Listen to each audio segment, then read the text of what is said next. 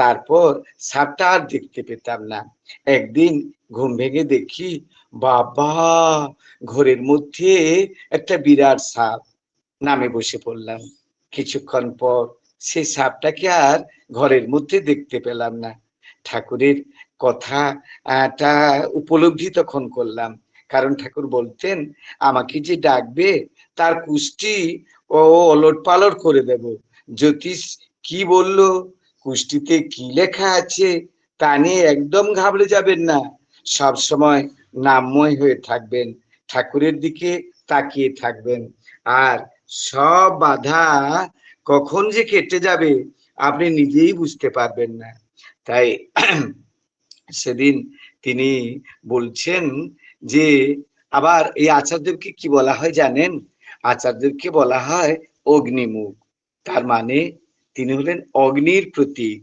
আচার্যকে ধরেই অগ্নিহোত্রের অনুষ্ঠান করতে হয়। অগ্নি এসেছে কোন ধাতু থেকে জানেন? অগ্নি এসেছে অগ ধাতু থেকে, মানে ঊর্ধ্বে গমন, অর্থাৎ বিকামিং, মানে সম্বর্ধনা। আর হোম মানে কি জানো? আমি কই টু ইনভক, মানে আহ্বান করা। আর অগ্নিহোত্র মানে যার দ্বারা আমি বিকামিং কে টু ইনভোক করতে পারি, অর্থাৎ সম্বর্ধনার আহ্বান করতে পারি, করে নিজের ইন্টেলিজেন্স বা বোধটাকে ঠিক করে নিতে পারি। এটা হলো আসল কথা। ভগবানের কাছে আলাদা করে চাওয়ার কিছুই নেই। মানুষ কি করে শুধু চাইতেই থাকে, চাইতে চাইতে জীবনের মূল্যবান সময়টাকে সে নষ্ট করে ফেলে। তার চেয়ে বলুন, আমি তোমার সাথে প্রেম করি, তুমি আমার সাথে থেকো ঠাকুর। তাই আসুক লড়াইটা, আমি এমনি করে লড়াই করব যাতে এই লড়াইটা আমি জিততে পারি। এবারে তার দয়ার কথা একটা দুটা বলবো।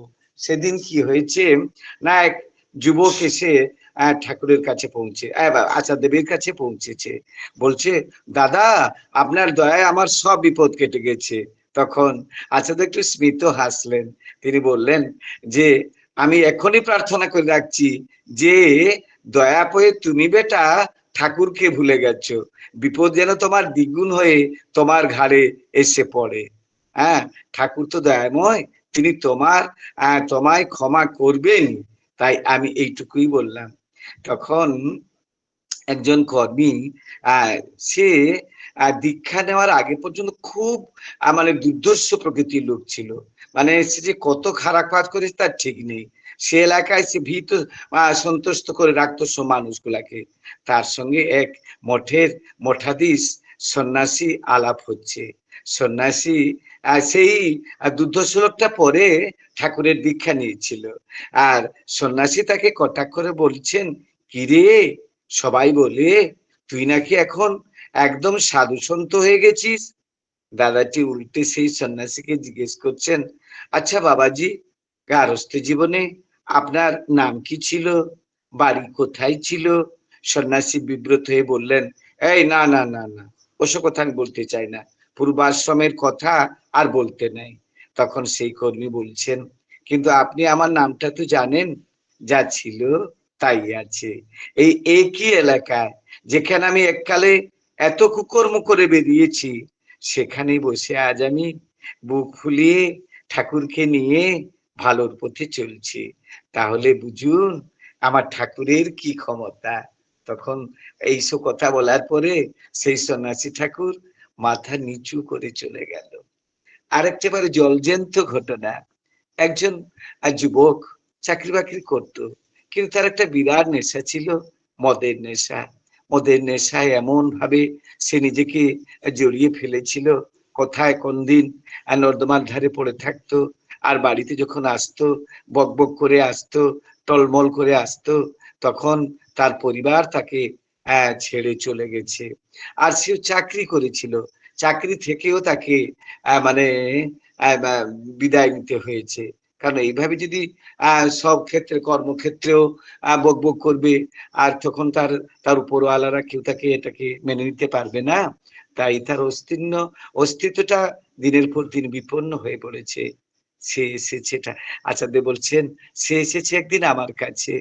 আমি একটু রসিকতা করে তাকে বললাম, তুই তো দধিচি মুনির মতো রে, মদের বিক্রির থেকে আমাদের দেশে কি বিরাট একটা আয় হয় জানিস? তাহলে তুই নিজের জীবন বিপন্ন করে মদ কিনে গিলে তো আখেরে দেশের সম্পদ বৃদ্ধি করছিস। যাই হোক, তারপর সেই ছেলেটিকে যে অঞ্চলে সে থাকে তার সব খবরাখবর নিলেন, সেখানকার কর্মীদের সঙ্গে যোগাযোগ করে ওইখানে আবার তাকে ফেরত পাঠিয়ে দিলেন। সেই কর্মীরা করলেন কি, প্রত্যেক দিন সেই ছেলেটিকে তারা এই ডিপিওয়ার্কে নিয়ে যেত, দীক্ষাপত্রের কাজে তাকে নিয়ে যেতে শুরু করলো। কিছুদিনের মধ্যেই কিন্তু তাকে মদ সে খেতেই হতো। তুমি আচ্ছা, তো বলেছিলাম তুমি মদ খাবে, কিন্তু ওরা যা যা যা করবে ওদের সঙ্গে তাই তুমি করবে। আর ছেলেটি তখন গেল, আর যেতেই 2-3 দিনের পরে তার এমন নেশা পেয়ে গেল, মদের নেশার তাকে টেনে রাখতে পারলো না, বেঁধে রাখতে পারলো না। সে মানে যাজন করতে আরম্ভ করলো। মদের নেশা যেন কোথায় তার চলে গেল। আস্তে আস্তে আস্তে আস্তে সে ঠাকুরের কাজ করতে আরম্ভ করলো। ক্রমে একদিন তার খোয়ানো চাকরিটাও সে ফিরে পেল। তারপরে ধীরে ধীরে তার বউ বাচ্চাকে বুঝে মানে আস্তে আস্তে ওই কর্মীরা গিয়ে বুঝিয়ে সুঝিয়ে আর তাদের ফিরিয়ে আনলো। এখানেই গল্পটা। তবে আমরা অনেক সময় অনেক কথা বলি, সে কথাই শুধু কথা হয়েই থেকে যায়। যে কথা বললে মানুষ নিজেকে নিজে বুঝতে পারে, যে কথা বললে মানুষ মানুষকে আরো আপনার হয়ে উঠতে পারে, সেই কথা যখন বলি তখন মানুষ বলবে, হ্যাঁ গো, তুমি তো আজ পর্যন্ত এরকম কথা শিখোনি, কার কাছে শিখেছো? তখন তুমি তাকে বলবে, আমার ঠাকুরের দীক্ষা নিয়ে আমি এইভাবে নিজেকে নিজে তৈরি করতে পেরেছি, তা না হলে পারতাম কি করে? তাই সব সময় আমাদের জীবনটা কিরকম জানো? জীবনটা হচ্ছে বহতা নদীর মতন, ভেসে থাকা একটা নৌকার মতন। স্রোতের তাণ্ডবে নৌকাটা যখন মানে দুলে ওঠে, বিপর্যস্ত করে দিতে পারে জীবনটাকে। কিন্তু তখন যদি ওই নৌকাটাকে একটি গাছে বেঁধে রাখা হয়, তখন দুলে উঠতে পারে স্বাভাবিকভাবে, কিন্তু আর বিচ্ছিন্ন হয়ে যাবে না। আর এইটাই হলো আসল কাজ, এই বন্ধনটাই হলো আসল কাজ।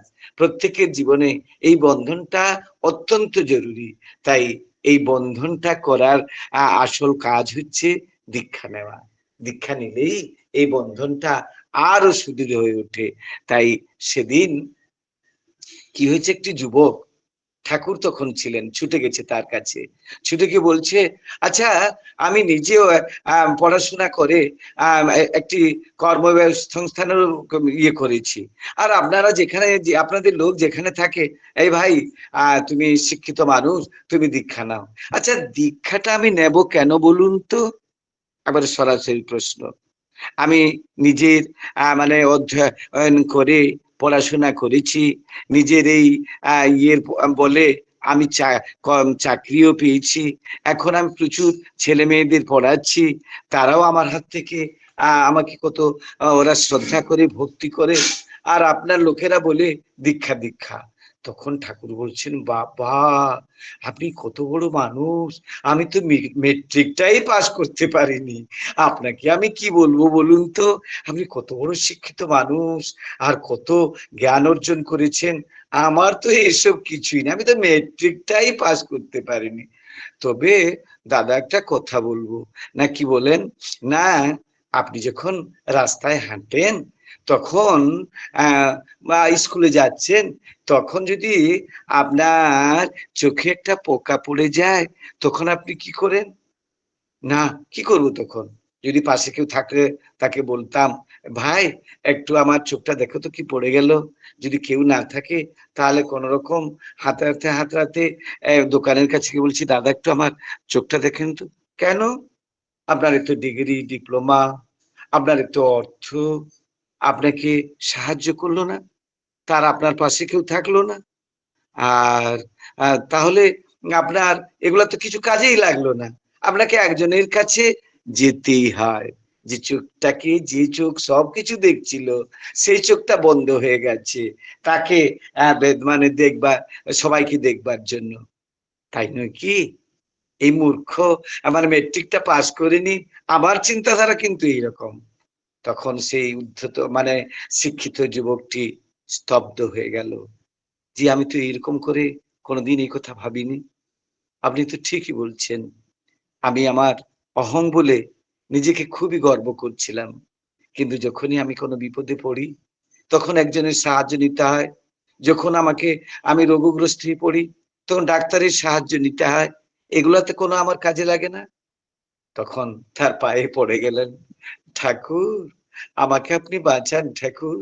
আমাকে আপনি দীক্ষা দেওয়ার ব্যবস্থা করে দিন। এই হলেন আমার পরম দয়াল। কাকে কেমন ভাবে তিনি যে তৈরি করে দেন বোঝাও যায় না। একদিন সুশীলা মা কি করেছেন না, তার ছেলেটা ভীষণ অসুস্থ। কয়েকদিন হলো কোনো কথাই বলছে না, উঠতে পারছে না। তখন তার এরকম ডাক্তারি ছিল না, ওষুধ দিচ্ছে, মা একবারে মানে কোনো কিছু উপকার হচ্ছে না। তখন সে চলে গেল যে আজকে আমি ঠাকুরকে জিজ্ঞাসা করব যে ঠাকুর, আমি ওকে কোন ডাক্তারকে দেখাবো, না আপনি কিছু পন্থা বলে দিন। ঠাকুর তো অনেক কিছু বলেন, আজকে আমি যাব।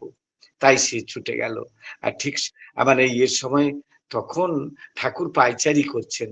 পায়চারি করতে করতে বলেন, ও সুশীলা মা, এত সকালে কি গো? হ্যাঁ গো সুশীলা মা, ও যখন প্রণাম করেছে, হ্যাঁ গো সুশীলা মা, দীক্ষা নিয়ে লাভটা কি গো? আর দীক্ষা নিয়ে তোমার কি লাভ হয়েছে? তুমি কি পেয়েছো? ঠাকুর, না না, আমি অন্য কথা কিছু শুনতে চাই না। তুমি আমাকে এটা বলো তো, দীক্ষা নিয়ে তোমার কি হয়েছে, আর দীক্ষা নিয়ে তুমি কি পেয়েছো? আর তখন সে একটু চুপচাপ হয়ে গেল। শ্রীরামা, আচ্ছা, তুমি মনে হয় খুব চিন্তাক্লিষ্ট আছো। আমি তোমাকে 3 দিন সময় দিলাম, তুমি বাড়ি যাও আর নিজে স্থির করে আমাকে 3 দিনের পরে এসে এর উত্তরটা দেবে, কেমন? তখন সে চলে আসছে, বলছে নিয়ে গেছে আমার মাথার বোঝাটা একটু হালকা করার জন্য আমি গিয়েছিলাম ঠাকুরের কাছে, তিনি আবার আমার মাথার উপর চাপিয়ে দিলেন আরেক বোঝা। দীক্ষা নিয়ে সত্যিকারে আমার কি হয়েছে? আর ছেলে অসুস্থ, আর তেমন কিছু হতে পারিনি, এরকম বিভিন্ন রকম প্রশ্ন তার মনে এসছে। দিয়ে এসে বাড়িতে পৌঁছে যখন ছেলে তেমনি করেই আছে, কোনো উন্নতি নেই। আর পরপর 2 দিন আর ছেলের কথাই তার মনে আসে না। দীক্ষা নিয়ে আমি কি পেয়েছি, দীক্ষা নিয়ে আমার কি লাভ হয়েছে? অনবরত still ringing and ringing in my ear, তার কানের মধ্যে সেগুলা ভেসে উঠছে। আর কিন্তু ছেলের কথা ভুলে গেছে। শুধু একবার একটু গিয়ে একটা খা, ওটা খা, ছেলে খাচ্ছে না, তবুও তাকে একটু করে, কিন্তু ছেলের যে সবসময় তার মগজে ছিল ছেলেটাকে কি করব, ছেলেকে কি খাবে, আর কোনো কথাই তার মাথায় তখন আসছে না। ঠিক 2 দিন চলে গেল, 3 দিনের ভোরের সময় তার ঘুমও ভালো হচ্ছে না। হঠাৎ এলো যে দীক্ষা নেই তো আমি ঠাকুরকে পেয়েছি, এইটাই তো আমার লাভ, আর কি লাভ হতে পারে? সেই তখনই ভোর হতে হতেই ছুটে চলে গেল ঠাকুরের কাছে। ঠাকুর তখন সেই একই পায়চারি করছেন, ও সুশীলা মা, পেয়েছো? এই প্রশ্নের উত্তর পেয়েছো? প্রণাম করে, হ্যাঁ ঠাকুর, আমি তো দীক্ষা নিয়েই আপনাকে পেয়েছি, এটাই তো সবচেয়ে বড় লাভ আমার। আর জীবনে কি লাভ হতে পারে ঠাকুর? না বাবা, এই এই সামান্য একটি 1 লাইনের উত্তর তোমাকে 3 দিন ঘুরিয়ে দিল। যাও যাও যাও, কিরকম মা গো তুমি, তোমার বাচ্চা ওখানে পড়ে আছে, যাও যাও যাও ওকে দেখো। ও বললো, ঠাকুর না না, তুমি যাও আগে বাচ্চাকে দেখো। সে আর সেদিনও বলতে পারলো না, ছুটে আসছে। সেদিন তার ছেলেটা উঠে পড়ে, মা, যে মাও ডাকতো না, মা, মা, বড় খিদে পেয়েছে মা গো, আমায় কিছু খেতে দাও না মা, মা তুমি কোথায় মা? এই তখন তার কানে বেজে উঠলো। সে তখন ছুটছে, ছুটতে গিয়ে ছেলেকে জড়িয়ে ধরেছে, বাবু, তোর তুই কে উঠে বসে আছিস? হে মা, আমি উঠে, আমার বড্ড খিদে পেয়েছে মা, তুমি আমাকে কিছু খেতে দাও না মা। তখন মা আদর খুব ইয়ে করে ঘোটা করে তাকে খেতে দিল। ঠাকুর, তুমি তুমি কে ঠাকুর?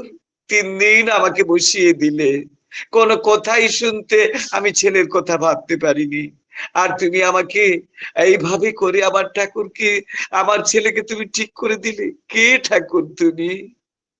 এই হলেন আমার ঠাকুর, যিনি সব সময় আমাদের পাশে থাকেন। সেদিন কি হয়েছে, পরম পূজ্যপাদ আচার্যদেব তখন বসে আছেন, একজন ঋত্বিক দাদা আর সব গেছে, বসে আছে, কথাবার্তা চলছে। কয়েকজন যুবক এসে পৌঁছেছে, যুবক এসে বিভিন্ন কথা তারা জিজ্ঞাসা করছে। তখন একদিন দুদিন থাকার পরে তারা চলে যাচ্ছে। তখন পূজ্যপাদ আচার্য বললেন, এই শোন শোন, শেষের যুবকটাকে, সে খুব হ্যান্ডসাম ফিগার, বেশ স্বাস্থ্য স্বাস্থ্য আছে, বললেন, এই তুই এখান থেকে গিয়ে তোর কিডনিটা চেন্নাইতে টেস্ট করে নিবি তো। না দাদা, আমি তো আজ পর্যন্ত একটা অ্যান্টাসিডও খাইনি, আমি কেন যাব ওইখানে আর কিডনি টেস্ট করব? করলে ভালো হয়, করলে ভালো হয়। আর যা, কিন্তু চলে মানে ছেলেটি আসছে। চিন্তা করছি, হঠাৎ এতজন আমরা গিয়েছিলাম, কাউকে কিছু বললেন না। আর আমার তো তেমন কোনো, আমি রোগের কথাও কোনোদিনই ভাবিনি, আর দাদাই কথা বললেন কেন? তারা শুনেছে সবার কাছে যে দাদা যখন বলেছেন, নিশ্চয়ই কিছু একটা, ওনারা তো আর এটা সেটা বলতে পারেন না। তাই গিয়ে বাড়িতে বলেছে। বাবা মা বললো, আচার্য বলে মানে বাবাইদা বলেছেন, যা যা যা যা, তুই আগে যা। টাকা পয়সা দিয়ে তাকে পাঠিয়ে দিল। ওনার কথা কখনো ইয়ে হয় না, তুই আগে যা, ওইখানে গিয়ে দেখা। চলে গেল। চলে যেতেই আর চেন্নাইতে গিয়ে যখন ল্যাবরেটরিতে ঢুকেছে, দাদা আমার একটু কিডনিটা টেস্ট করুন না। কি গো, লাট সাহেব পৌঁছে গেলেন।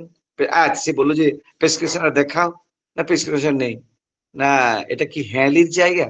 কোত্থেকে লাট সাহেব পৌঁছে গেলেন, আমার কিডনিটা টেস্ট করে দাও তো। এটা যেমন ইয়ের কথা আর কি। যাও যাও যাও, এখান থেকে যাও।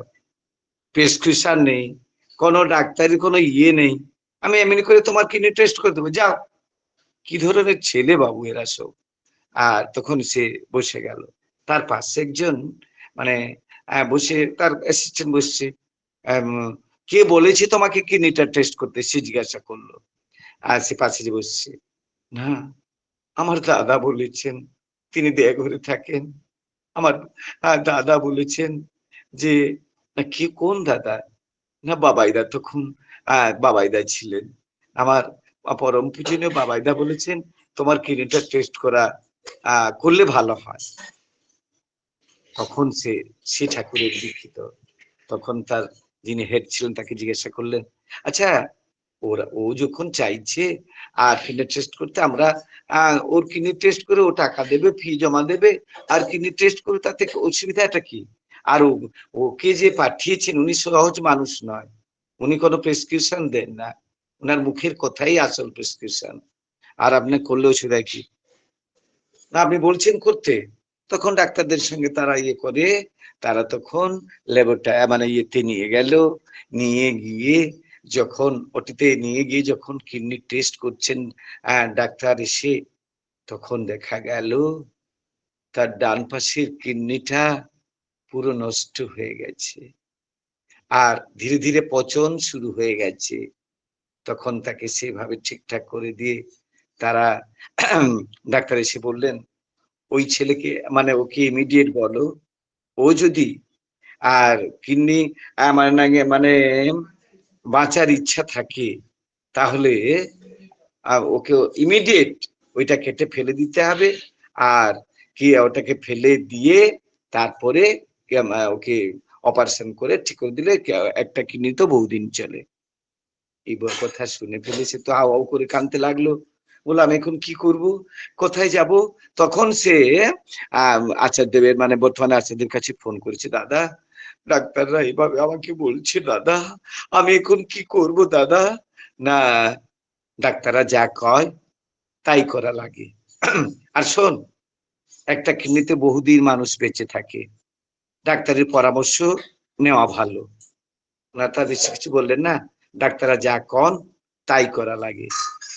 তখন বাবা মাকে জিজ্ঞেস করলো, বাবা মা বললো যে তুমি ইমিডিয়েট, আমি বাবা তোকে টাকা পাঠিয়ে দিচ্ছি বাবা, তুই আগে কিডনিটাকে টেস্ট কর বাবা, ওটা যদি ওরা কেটে বাদ দিয়ে দি তবু তো তুই বাঁচতে পারবি, তুই তো আমার সামনে ঘুরতে পারবি বাবা, তুই যা যা আগে যা। তখন তাকে পাঠিয়ে দিল, সব ওটি টটি ঠিকঠাক করে কিডনিটা মানে কেটে বের করে দিল, আর বাকিটা কিডনি থেকে ও চলে এলো, ঠিকঠাক করে দিল। তারপরে যখন একটু সুস্থ হলো, তখন তার বাবা মা বলল, বাবা যার দয়ায় তুই জীবন পেয়েছিস, তার কাছে যা, তাকে বলে আয় তুই তো এখন কথা বলতে পারছিস, হাঁটতেও পারছিস, তোর কোনো অসুবিধা নেই, তুই যা। তখন ছেলেটি এলো, ছেলেটি এসে যখন আচার্যদেবকে প্রণাম করছে, বলছেন আপনি কে, যে শুধু দেখেই বলে দিতে পারে আমার কিডনি নষ্ট হয়ে গেছে? আপনি কে? এর ভিতরে, আমার ভিতরে আপনি কি করে বুঝতে পারলেন দেহের ভিতরে ওটা আছে?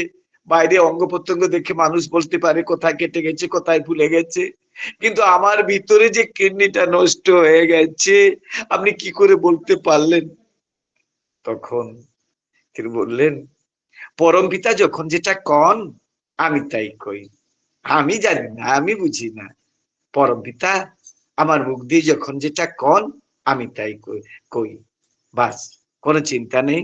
তাকে বুঝিয়ে দিলেন যে তুই সস্তেনি নিয়ে নে, কোনো আর জিনিস খাবি না, নাম ধ্যান প্রচুর করবি, আর এমন করে থাক, একটা কিনতে বহুদিন মানুষ বাঁচতে পারে, কোনো ভয় নেই, তুই সেভাবে চল। তখন সে মাথা ঠুকে চলে এলো। কেউ নারা, যেখানে মানুষ লাখো লাখো মানুষ ছুটে যাচ্ছে তার কাছে, তার কাছে গিয়ে মানে মানুষ লাইন দিচ্ছে শুধু একটি কথা বলার জন্য, আর যারা মুখ দেখেই বলে দেয় তোমারও মুখ হয়েছে, তোমার তো মুখ হয়েছে, বহু ঘটনা আছে। আর একটি ঘটনা, ছোট্ট ঘটনা বলে দিচ্ছি, দিয়েই আমার কথা আমি শেষ করব। একজন দাদা, আর একটা কথাই আমি বলে শেষ করবো, যে কথাটা হচ্ছে যে একজন দাদার মেয়ে বিয়ে ঠিক হয়ে গেছে, ওই মেয়েটাকে একজন ডাক্তারের সঙ্গে বিয়ে হবে, তাই রীতি দেবতা এসে বললেন চল একবারও ওখানে আশীর্বাদটা নিয়ে আসি। চলে গেল, সব মানে কার্ডটার বিলি হয়েছে, একটা কার্ড নিয়ে গেছে। তখন বসে আছেন তিনি, কার্ডটা দিলেন, দাদা আর ওর মেয়ের বিয়ে, রীতি দেবতা বলছেন দাদা ওর মেয়ের বিয়ে, উনি এসছেন একটু আশীর্বাদ নিতে, যাতে বিয়েটা সুসম্পন্ন হয়ে যেতে পারে, ওদের মেয়ে আর জামাই তাদের দাম্পত্য জীবন তারা সুখী হতে পারে, এরটা আশীর্বাদ করেন। আচ্ছা দেব ওদের দিকে তাকালেন, সেই লোকটার দিকে তাকালেন, এই বিয়েটা না করলে না, এই বিয়েটা না করলে না। তো বলছে এই কথা আপনি কি বলছেন, আর বিয়েটা না করলে? আমি সব ঠিকঠাক করে নিয়েছি, জিনিসপত্র কেনাকাটা হয়ে গেছে, সব বন্ধু বান্ধবকে নিমন্ত্রণ করা হয়ে গেছে, আর আপনি বলছেন বিয়েটা না? না না দাদা এই কথা বলবেন না। তখন সে ঋত্বিক দেবতাকে বলছে আমি এই জন্যই বলেছিলাম আমি যাব না, উনি তো নাই বলে দিলেন, আর আমি এখন কি করব? তখন আবার তা উনার দিকে তাকালেন, আচ্ছা ওই বিয়েটাকে 2 মাস পিছিয়ে দিলে হয় না? তখন তিনি বললেন, ওরা বললো হ্যাঁ তা করা যায়। মেয়ের বাবা বলছে হ্যাঁ তা করা যেতে পারে, 2 মাস পিছিয়ে দেওয়ার কোনো ব্যাপার না, কিন্তু বিয়েটা যেন বন্ধ না হয় দাদা, আমি এই জন্য এসেছিলাম আপনার কাছে আশীর্বাদ ভিক্ষা করতে, দাদা আপনি দয়া করে এই আশীর্বাদ করুন, 2 মাস পিছিয়ে দিলেই ভালো হয়। ওনারা চলে এলেন, দিয়ে বরযাত্রীদের খবর দেওয়া হলো, ছেলেটা ডাক্তার, খুবই হ্যান্ডসাম ফিগার, মেয়েটিও দেখতে সুন্দরী, ছেলে মেয়ে দুজনেই তারা মানে জিজাকে মানে খুব ভাবে বিবেচনা করে নিয়েছে, এও ভালো মানে যে হ্যাঁ ওই মেয়ে ওর একমাত্র, আর মেয়েটা বুঝে নিচ্ছে ওই একমাত্র, মানে ও বড়ই সুন্দর, আর সবাই খুবই ইয়েতে আছে। 1 মাস পরেই ছেলেটি মোটর সাইকেল করে যাচ্ছে একটা রোগী দেখার জন্য, রোগী দেখে ফিরছে, হঠাৎ একটা অ্যাক্সিডেন্ট, বিরাট অ্যাক্সিডেন্ট হয়ে গেল, আর হসপিটালে তাকে আর নিয়ে যাওয়া হলো না, সেই ডাক্তারের সেখানেই শেষ হয়ে গেল। এই খবর যখন মেয়েদের বাড়ি থেকে পৌঁছায়, তখন সবাই হাউ হাউ করে কাঁদতে লাগলো। তারা ছুটে গেল ঠাকুর ঘরে। ঠাকুর, তুমি এত দয়ার, এত করুণা তোমার, আমার মেয়েকে তুমি বৈদ্যপীর হাত থেকে বাঁচালে। বরের বাড়িতেও খবর চলে গেল, সবাই হাউ হাউ করে কাঁদছে। কিন্তু কান্নাটা তখনই শেষ হয়ে গেল মেয়েদের বাড়িতে। মেয়েটা যে সারা জীবন কাঁদতো। তাই তাদের মুখের কথা আমরা অনেক সময় পালি না। এই যে ডিপি ওয়ার্কের কথা এখন চলছে, আমরা অনেক সময় গা ভেসে দিয়ে এদিকে সেদিকে, কিন্তু করলে ভালো হয়। তাই আমার সময় শেষ হয়ে গেছে। আর কি বললাম আমি জানি না, দু একটি কথা বললাম। যদি আপনাদের ভালো লেগে থাকে সেটা তার, আর যদি ভালো না লেগে থাকে এই এই মঞ্চেই রেখে দিয়ে যাবেন, এই প্ল্যাটফর্মে রেখে দিয়ে যাবেন, আর বাড়ি নিয়ে যাবেন না। তবুই আশিস পণ্ডাকে দুহাত ভরে আর আশীর্বাদ করবেন, যেন আমার শেষ জীবনটা তাকে নিয়ে চলতে পারি, আপনাদের মতো ভক্ত ভাইদের সঙ্গ করতে পারি, শেষ নিঃশ্বাসটা যেন তার জন্য ত্যাগ করতে পারি। জয় গুরু, সবাই ভালো থাকবেন। জয় গুরু। জয় গুরু, জয় গুরু শ্রদ্ধেয় দাদা, জয় গুরু। অপূর্ব অসাধারণ ইষ্ট প্রসঙ্গ করলেন বিভিন্ন ঘটনারাজির মাধ্যমে। আজকে ইষ্ট প্রসঙ্গ প্রথমেই আমার শ্রদ্ধেয় দাদা পরম পূজ্য পাদ ও শ্রী শ্রী আচার্যদেবের জন্ম, তা দিয়ে শুরু করে আচার্যদেবের কথা দিয়ে শুরু করলেন। অনেকটি ঘটনা বললেন। প্রথমে তিনি বললেন যে ঠাকুর আর আমার মধ্যে আর কোনো দ্বিতীয় কেউ নেই, তিনি আছেন একাধারে আমি, পরিবার পরিজন সব। তার মধ্যে ঢোকালে আমি বৃত্তি প্রবৃত্তি কবলে পড়ে যাব। খুব সুন্দর করে বলছিলেন। আরেকটি ঘটনা বললেন, সর্পের দংশনের কথা বললেন। সাপের স্বপ্ন, যে আমার কুষ্টিতে সাপের কথা ছিল সে কথা বললেন। পূজ্যপাদ শ্রী আচার্যদেব ঘটনাটি বলেছেন, সেটা বললেন। আমরাও পেয়েছি অবশ্য, হ্যাঁ সেটা বলেছেন। হ্যাঁ, খুব সুন্দর করে বলছিলেন। তারপর বললেন সুশীলা মায়ের ছেলের অসুখের কথা, দীক্ষা কেন নেব আর দীক্ষা নিয়ে কি পেলাম সে কথা সুশীলা মাকে যখন বললেন, মা 3 দিন সময় দিলেন ঠাকুর, সে ঘটনাটি বললেন। অপূর্ব ঘটনা একটি। ঠাকুর পরবর্তীতে যখন তিনি বুঝতে পারলেন কি বলতে হবে, ঠাকুরের চরণে যখন নিবেদন করলেন, ঠাকুর আর কিছু শোনার নাই, যা ঘরে যা, ছেলে কি তাড়াতাড়ি বাড়ি যা। ইতিমধ্যে তার ছেলে সুস্থ হয়ে গেছেন, সুশীলা মায়ের ছেলে। সে কথা আমার শ্রদ্ধা দাদা বললেন। সুন্দর সুন্দর ঘটনারাজির মধ্যে সে ঠাকুরের কাছে যে এসেছিলেন সে ঘটনাটি বললেন। এবং আচার্য দেবের কাছে যে মদ্যপ ছেলেটা এসেছিল, তিনি কেমন করে ওই ছেলেটাকে ভালো করে দিলেন এবং প্রকৃতার্থে জীবন কি সেটা বুঝে দীপীয় মাধ্যমে সে সুস্থ হয়ে পড়লো, সে কথাও আমার শ্রদ্ধা দ্বারা সুন্দর করে বললেন। এবং পরিশেষে এই যে ঘটনাটির কথা বললেন শেষে, ঘটনাটি ওই মায়ের যে বিয়ের কথা ছিল সেটা মানে কয়েক মাস পরে করার কথা বললেন, কারণ তার মৃত্যু যোগ ছিল। দেখে আচার্য যদি বুঝতে পেরেছেন যে ওর বৈধ যোগ আছে, যদি এই মুহূর্তে বিয়ে হয়, ঠিক সেই মুহূর্ত না করে কিছুদিন পিছিয়ে দেওয়ার কথা বললেন, 2 মাস 3 মাস যাই হোক, বিয়ে পিছিয়ে দিলেন। এবং ইতিমধ্যে ঘটনাটা ঘটে গেল এবং রক্ষা পেয়ে গেল, কারণ পরম দয়াল শ্রী ঠাকুরের চরণ আশ্রিত হয়ে আছেন, তাই রক্ষা করলেন তিনি।